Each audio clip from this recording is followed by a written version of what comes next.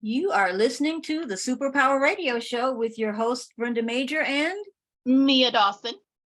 And we knew we could not let Eva Queen get away with just one episode.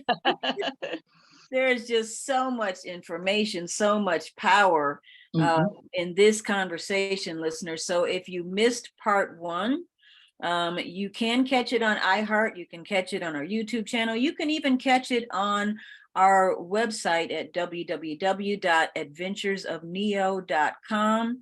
I'm telling you, it will bless you, amaze you, and encourage you.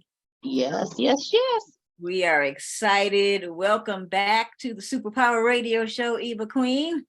Thank you.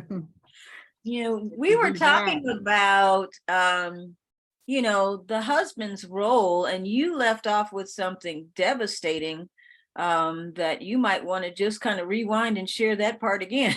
Yeah, of course, I'm glad to.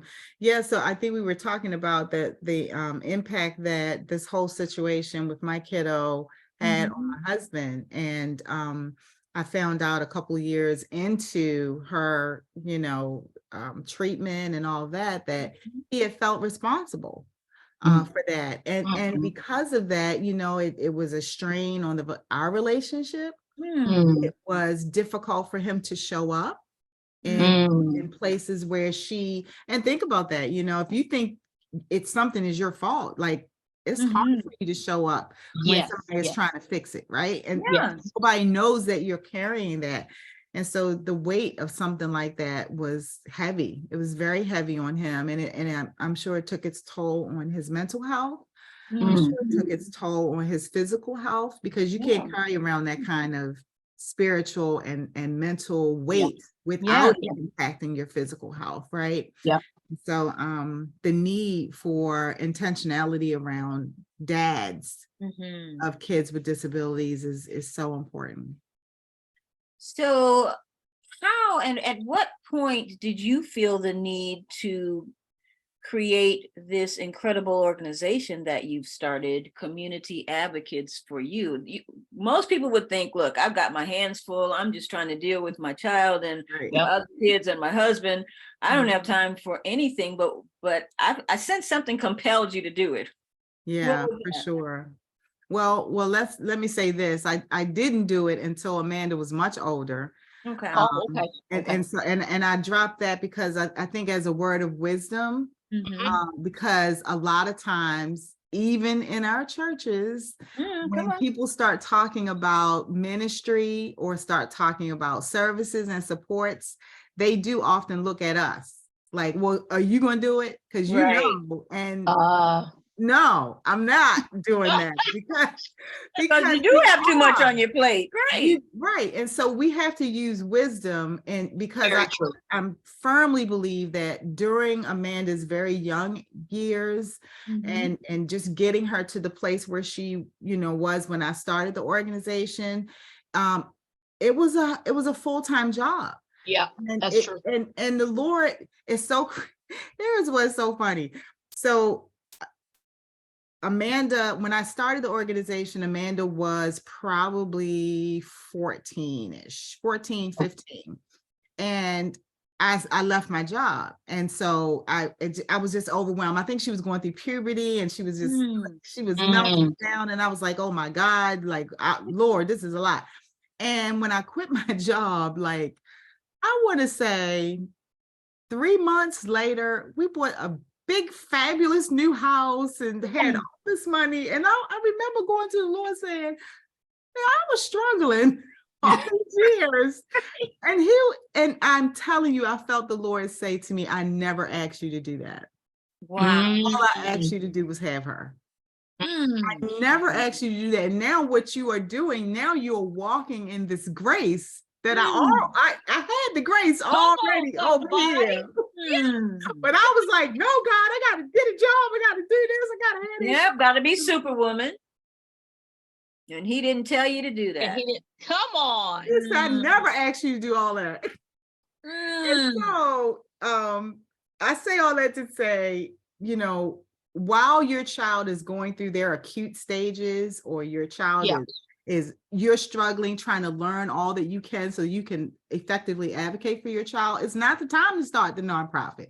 It's not the time to head up the special needs ministry. Let somebody else do that. Get some school teachers in there who are special educators and let them do it. And if you want to volunteer once in a while, okay. But for real, God wants us to breathe. And I'm so glad you said that. Assignment, but he wants I'm us so glad you said that, because that also I waited later too before I started doing the books. He was 5-ish. But I still had a little bit of a hold on what was going. Now there was a lot more, but I had a little bit of a hold on what was going on, because you don't even know what's going on, and you're trying to, like you said, trying to start a ministry, or they're trying to pull you in, and you need to spend that time and enjoy. Because the Lord was trying to tell me there is some joy in this. You need to enjoy him also, and not just look at him like he's Mr. Fix and we got to fix him. So that's that part where I had to enjoy. And he said, if you start doing a ministry or start doing a business, you grind and trying to do that. And now you're not enjoying and you're missing all this other part. So I'm so glad you said that, because the first thing to do is, okay, now I got to get out there and help other people and start a business. But you haven't even got all the details in of what's going on. So I'm so glad you said that. That is powerful for our listeners. Wisdom, ladies. Thank you. That is wisdom for our listeners. Yes, it is. Yes. Yeah, for sure. For sure. So, and it goes back to that thing I was saying in the first episode about how the way we interact with God and the church has everything to do with what's going on in us. And let me tell you, when that name came, Worthy of Love, that wasn't just for Amanda. That was for Wayne and I too. Because obviously, if I was running around in the church every time the door opened on every auxiliary, there was obviously some insecurity and how I was even responding. Like, why did I need to do all those things to feel loved? Woo! Come on. So there was some stuff God was trying to work out of me through this situation too. Wow. Yes. Wow. Wow. Yeah. So it ain't always about the baby. It just reminds me. You'll find that out. Yes. Well, it reminds me of when we had Mia's husband Stefan on the show one time, and he said, you know what? I think it's me that has the disability, and it's Neo who's teaching you something. Yes, he did. Yeah. We didn't ask this before you go back into talking about your wonderful organization. How did your other kids respond? Because I had my child after, so I have a younger one. So I was just wondering how I did. Mine is opposite. So how did your older kids respond? The oldest, who had dropped off at Howard. So she basically was really not in the home, because for the first 4 years of Amanda's life, she was at Howard. And when she graduated, she's a television producer. So she moved not long after that. She got married her childhood sweetheart, and they moved to California. So she really was sort of distant from the whole situation. The middle girl, though, she was, so she's like, let's see, Amanda, she's 20, she'll be 25 this year. Amanda's 18. So 6-7 years apart. So for her, she was traumatized by the whole thing.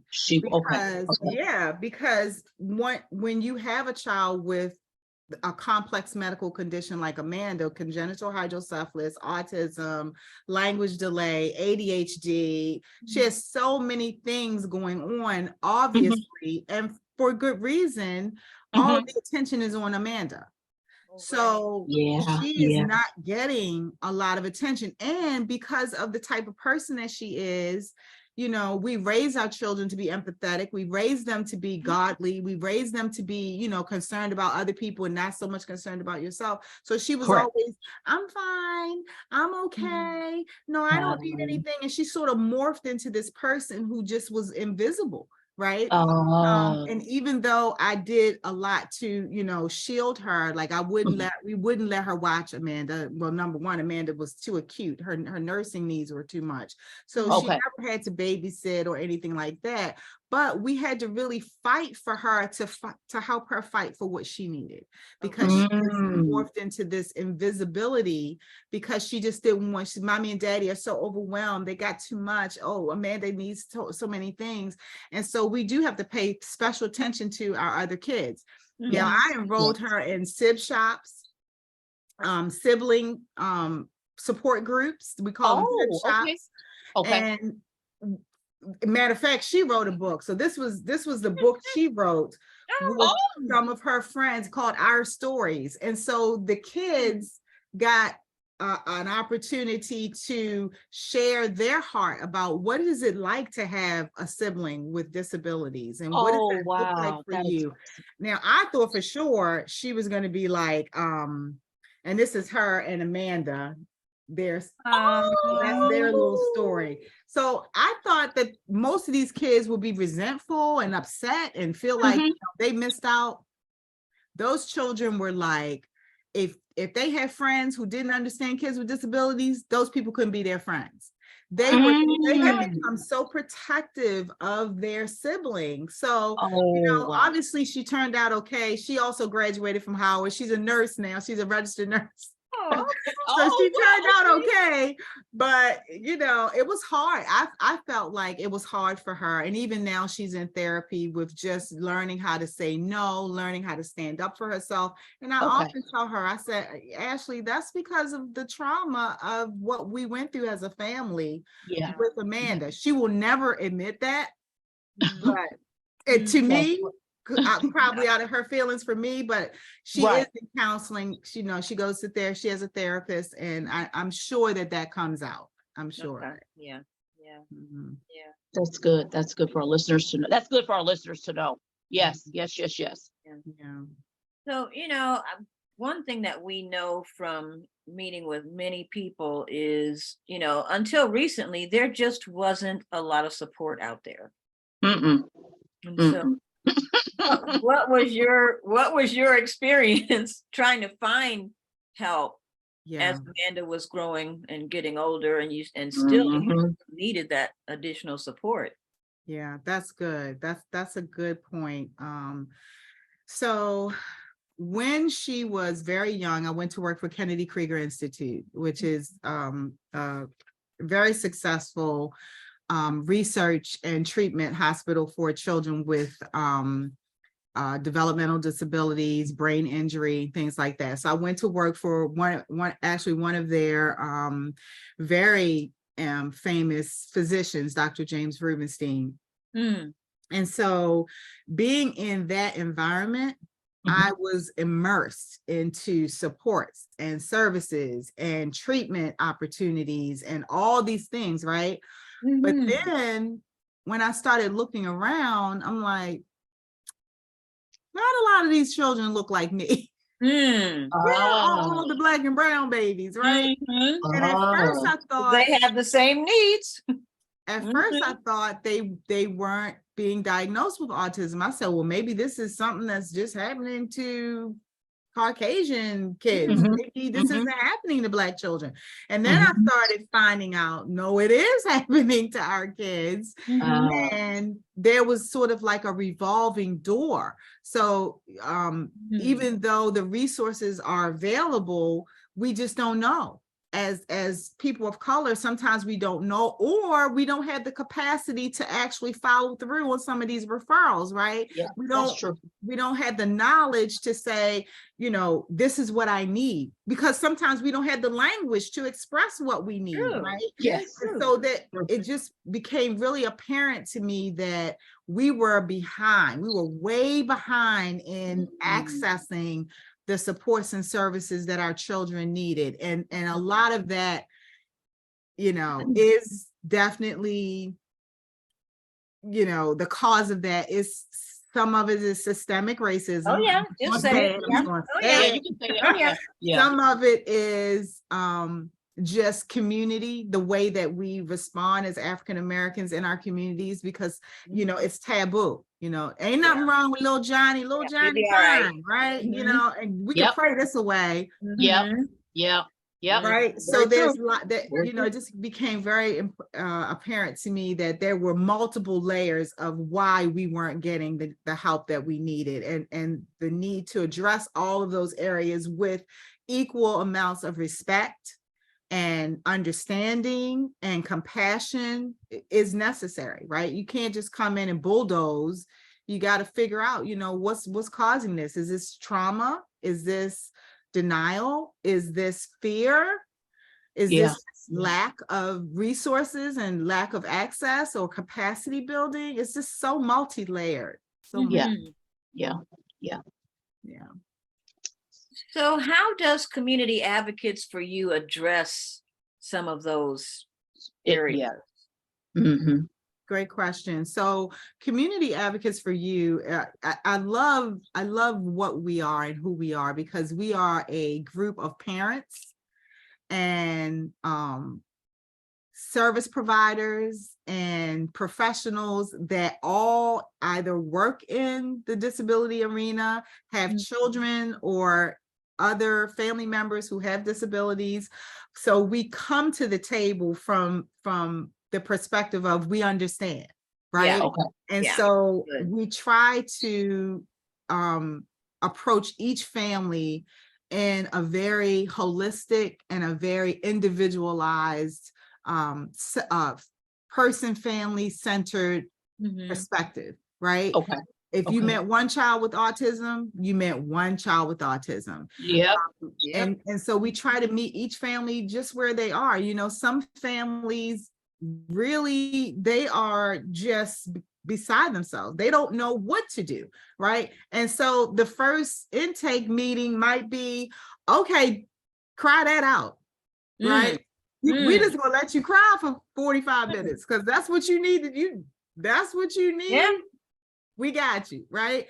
And so, you know, the model doesn't look the same for every family. And then we have some families who are very savvy, who are very educated, very savvy, and we could just give them some information and they can run with it. So we try to approach every family's needs individually.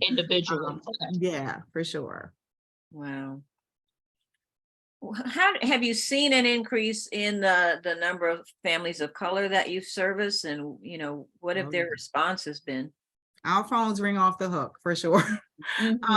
So, you know, what I set out to do initially was to be a resource for families who could not afford to hire a professional advocate, because that costs hundreds, if not thousands of dollars, right? So, and I wanted to reach families who I knew just weren't on that level, right? Not able to do that. And so many of the families that we serve fit that bill, right? And we try to be very intentional about that. Right away, we set up grants. Right away, we set up sliding fee scales. So if we talk to a family and the parent is like, I just got a divorce, I don't know where I'm going to get money from, you know, okay, well, that's not going to be an issue because we're just going to take care of this baby, right? What we going to do. And so we just try to alleviate that. Now, there are some families of color who are well off and they can pay for services. So we do have fees, you know, in place for those kinds of families. But I was just very adamant about, let's take that off the table, because what I did know as a middle class family, after having Amanda, I don't care how much money you think you make. When you finish with the SLP and the ABA and the OT and the psychology, listen, that right, you're drained. You're drained mentally and emotionally. You need some help, and you ain't got time for How are they referred to you? Are you in doctor's office where someone could say, oh, I'm going to refer you to, you know, Eva's organization? Does that work? How do they get to you? I guess I should say. Sure. So we get referrals from Johns Hopkins. I used to be a parent partner there. So I actually, through another organization, I think we had talked about this previously. So every state has what's called a parent Training Center, Parent Information and Training Center. So the U.S. Department of Education has a block of money set aside for every state, right? And so each state can, or each state can have an entity who applies for this grant. You can find the grant on the U.S. Department of Education's website. It's called the Parent Information and Sharing whatever grant. And so for Maryland, ours is the Parents Place of Maryland, but every state should have some kind of entity that looks just like that. And it's federally funded, but the whole point is to train and help parents understand the special education process, and also resources to support them who families who have children with special health care needs. And so I linked with them through my affiliation with Kennedy Krieger. One of the doctors linked me to them. And so I was a parent partner. So I went through, I think it was about 6 months training, and I became a parent partner. So I was housed at Johns Hopkins, so in their pediatric clinic. And so when I left there, they knew I was starting a nonprofit. And so I get referrals from them. I get referrals from local school systems. So, you know, Baltimore and surrounding counties, they know that we provide the service. They know that they have families who can't afford an advocate. So we get referrals that way. We also on social media. So we've done some work around blasting social media and letting people know. We do group trainings. So we'll, like we're about to do for the fall, we're going to do an IEP. We call it the IEP clinic.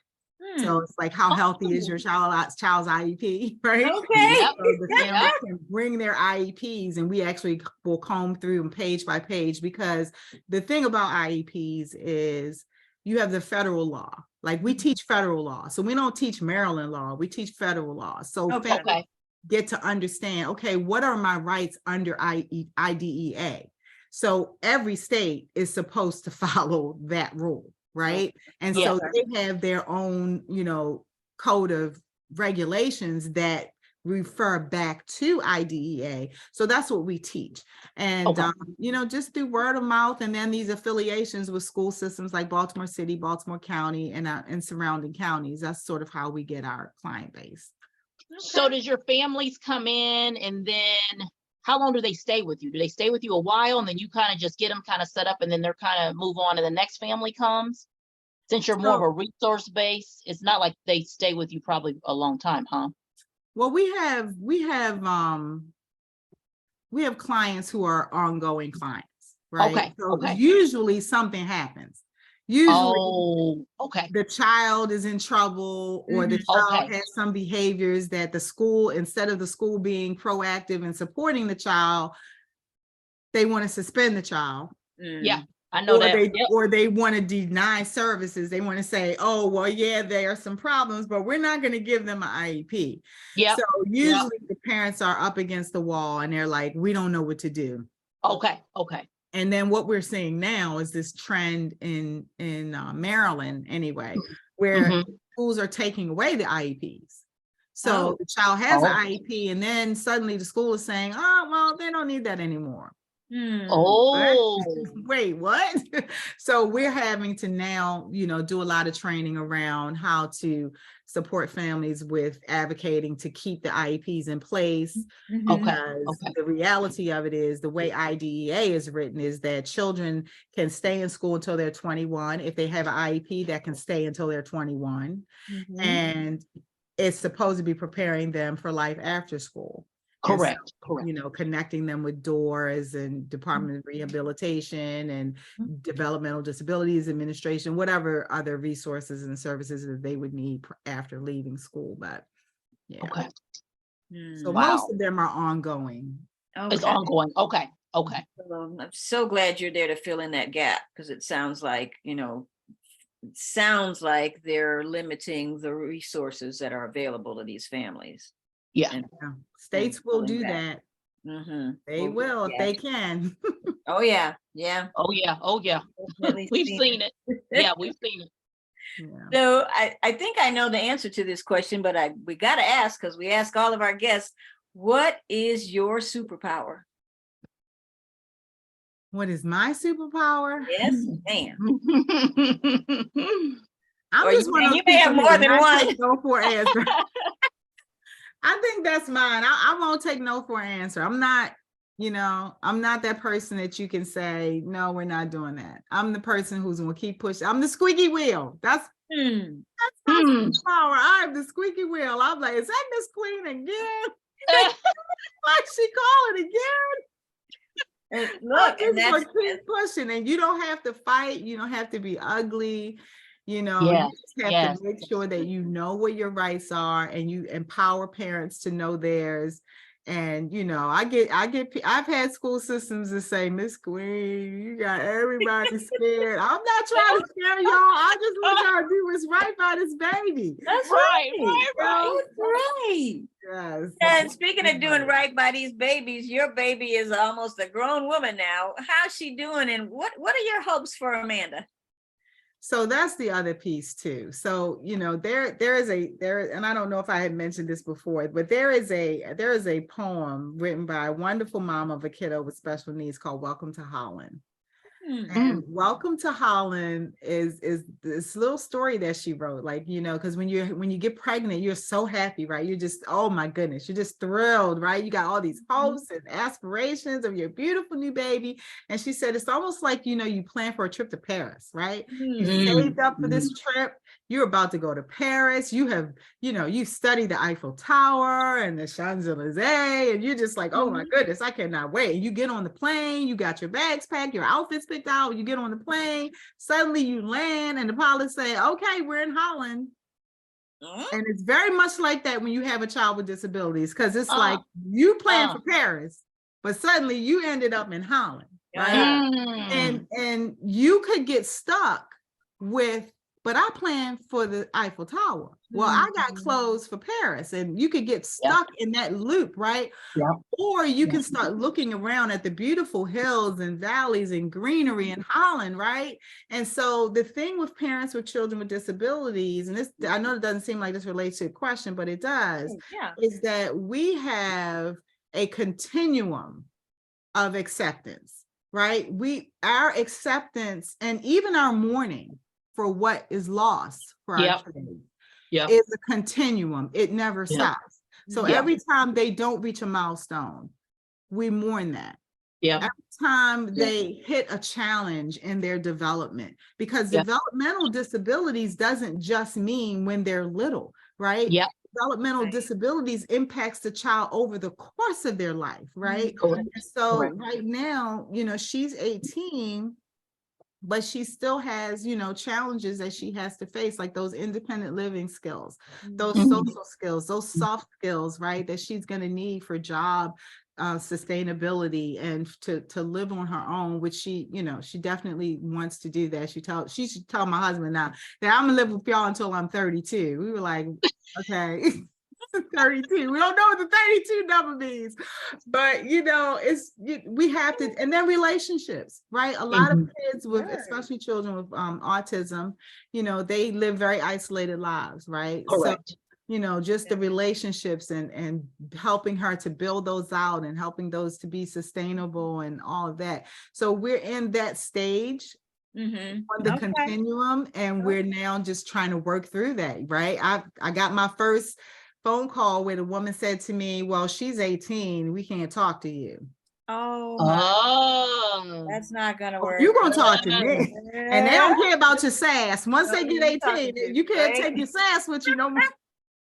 And ladies, and I hate that we have to interrupt again, and we are out of time. Well, it's been such a joy to talk to you guys. This is thankful. Such a joy. And so, listeners, we are just thrilled to have you here with us. And soon we're going to have you back. Call me anytime. Call me anytime. All right. Thank you for listening. And you will hear from us again next time. Bye-bye. Take care.